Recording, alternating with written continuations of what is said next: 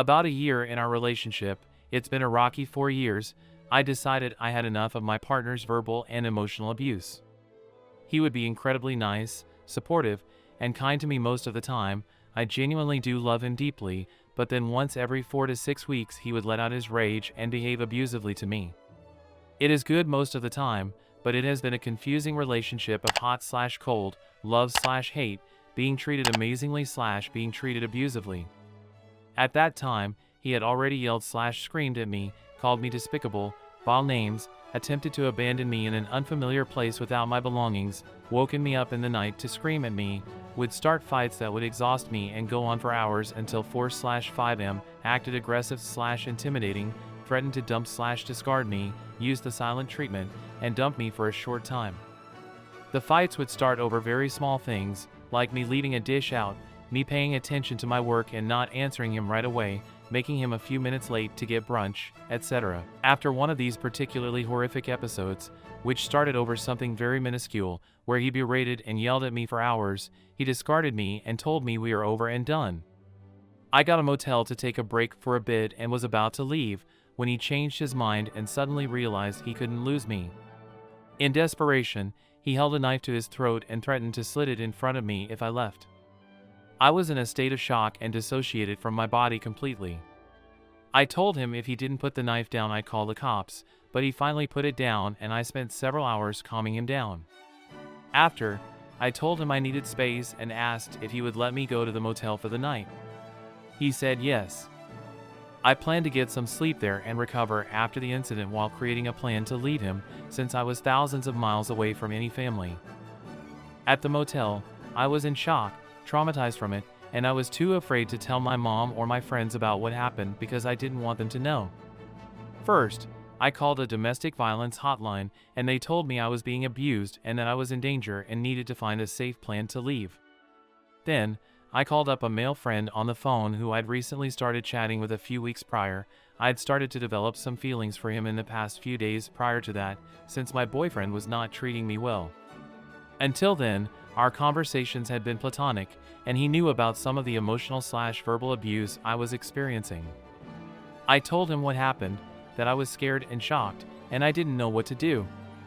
This friend was calm, kind, and reassuring and provided me with warmth. He told me that he worried for my safety and how he'd help me find a plan to leave, and he even offered me to stay with him/meet up with him if I needed. He said that I didn't deserve to be treated that way and that he would never treat a woman like that. I was grateful to have someone to open up to. Then, he told me that he had feelings for me and started to become flirtatious. Still in a state of complete shock/dissociation, I reciprocated the flirtation. I was just so relieved to have someone be kind to me, and very quickly, the discussion became sexual in nature. I reciprocated that as well for about half an hour before I snapped out of it and realized what I'd done. I immediately felt absolutely disgusted and ashamed with myself. I realized very quickly that this friend had actually taken advantage of my state of vulnerability and wanted to use me for sex. I noticed that he was following hundreds of pages of half-naked women on social media and became immediately repulsed. I told him that I felt he'd taken advantage of me for his sexual interests, immediately stopped talking to him, deleted our conversation, and blocked him permanently. I have never talked to him again. A few hours after that, I felt absolutely horrified at what I'd done. I felt like a deceptive, terrible cheater. I cried, felt confused, and missed my boyfriend, feeling like I'd made a terrible mistake to leave. In that moment of weakness, I agreed to allow my boyfriend to come to the motel a few hours later to chat. We talked. I never told him what happened. I was too afraid and ashamed to say anything, and he convinced me to come back.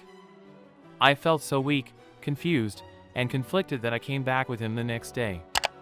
He apologized for his behavior, told me he wouldn't treat me like that again, and we made up. My recollection of this event is so hazy because I was in a state of total shock and blocked it from my memory. I have never flirted with or cheated, emotionally or physically, on him since that traumatic night. It's been a few years since, with multiple additional episodes of emotional/verbal abuse, then, and I have never had the courage to tell him about that day. It haunts me in my dreams, and sometimes I wake up in a sweat feeling panicked and guilty. I'm terrified that he'll find out and also terrified that I'm a horrible, deceptive person. He already suspects that I'm cheating all the time, and if he finds out about this, he'll never let it go.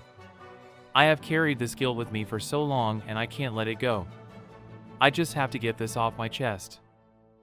TLDR, after extensive emotional/verbal abuse, I planned to leave to take a break, but was planning to leave my boyfriend, but he stopped me from leaving with a suicide threat. I stayed to calm him down, then left to the motel, where I was vulnerable and talked on the phone to a male friend. That friend started flirting with me, I reciprocated, and we had a discussion that became sexual for a short period of time. After realizing I was being taken advantage of, I stopped it immediately and blocked him permanently. I felt terrible about it and got back with my boyfriend after, but still never told him about that night. This haunts me still, and I feel so disgusted and guilty about myself. So I cheated on my partner with my ex-situationship that I had a very long history with throughout the course of our entire relationship. I was texting my ex for the 6 months we were together and then met up with him once and kissed him. Anyway, he found out and we've been struggling ever since. It's been 3 months since. Recently, he started no contact and has said that a relationship with us is never going to happen because of what I did. After he found out, it was difficult, but we still saw each other and acted as in we were in a relationship when we were together, with the recurring questions every now and then about me cheating on him. Since he found out, I've taken active steps in showing him that I will never do anything like that again and that I want to be completely committed to him. I've been sending emails every day with love letters in them. I've been sending him letters to his address. I've even been reposting things on TikTok about him to show him that I'm constantly thinking about him. The no contact started 2 days ago and he has blocked me on everything. He has also said that he cannot be with someone he can never trust again. I suppose what I'm asking with advice for is what I should do. He's had every email I've sent since no contact started out in his junk mail and hasn't returned any of my calls because he says it hurts him and constantly reminds him of what I did. It's been 3 months since and I still can't shake the guilt from what I did because he really was one of the best things in my life. I just let the memories I had with my ex take over. Not a justification, but I regret everything so deeply. I'm not sure whether I should continue the emails so he knows that I'm still trying and here waiting for whenever he feels ready, or if I should stop and let him move on. He's such a great guy and didn't deserve any of this. I genuinely didn't know that I could feel this way about someone, and it just hurts that it's the person I hurt the most. I want to wait for him and continue sending emails and letters to him, but I also want the best for him.